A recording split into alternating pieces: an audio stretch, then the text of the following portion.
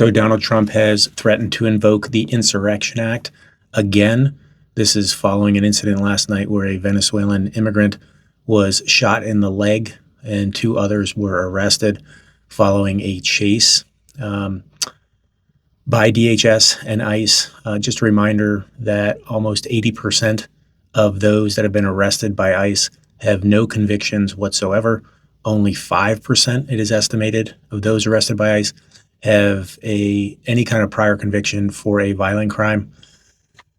So Trump's response to the fact that his agents, the Gestapo, are arresting people on the street because of their color and the way they look is to invoke the Insurrection Act, or threaten to invoke the Insurrection Act and bring the military in to quell rebellion and to enforce laws.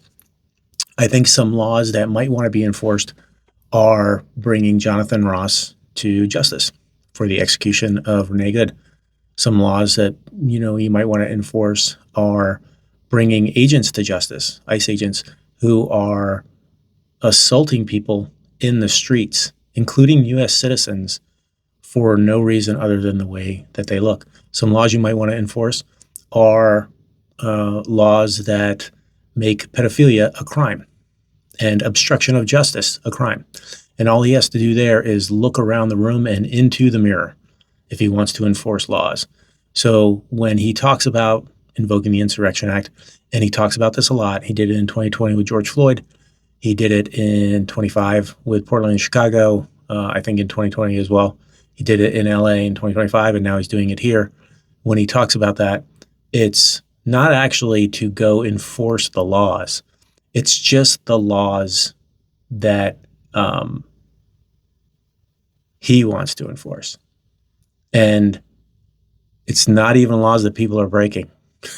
So protesting against a government that is breaking the law is not breaking the law. Those aren't laws that the local and state authorities can't handle, right? Protesting against a government that is breaking the law is not breaking the law. And this is just more of the squirrel your brain shit that he's trying to get people to believe, as he's in the center of an international pedophilia ring and a 34-time convicted felon. So please remember, he brings this out, he trots this out as a fear tactic for people when things aren't really going his way and people are pushing back against him.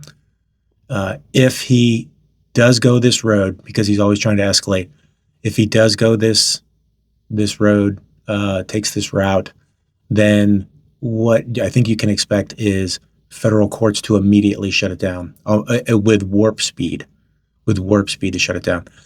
And if they don't, or if it goes to the Supreme Court and they say, hey, it's okay to deploy the military against people who are protesting this government breaking the law, then we'll be at a red line, right? We're inching closer to that. So civil war is bad for business. It's going to be very difficult for a whole lot of the military to jump on board and to crack down on protesters that are protesting people breaking the law. That's an interesting scenario there. So yeah, this is a candle that if he wants to light it, I don't think it'll go his way. I don't. And again, he brings the fear to make everybody scared to protest and just scared to go out and do those things. And don't listen to that bullshit. Go video, go film, go protest. And make sure all that information gets out everywhere. Because it's building a case against the Nazi Gestapo. And that's what they are. And I'm going to call them that.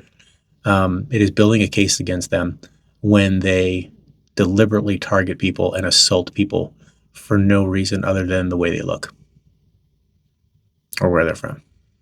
So that's the kind of shit that as American citizens we need to protest.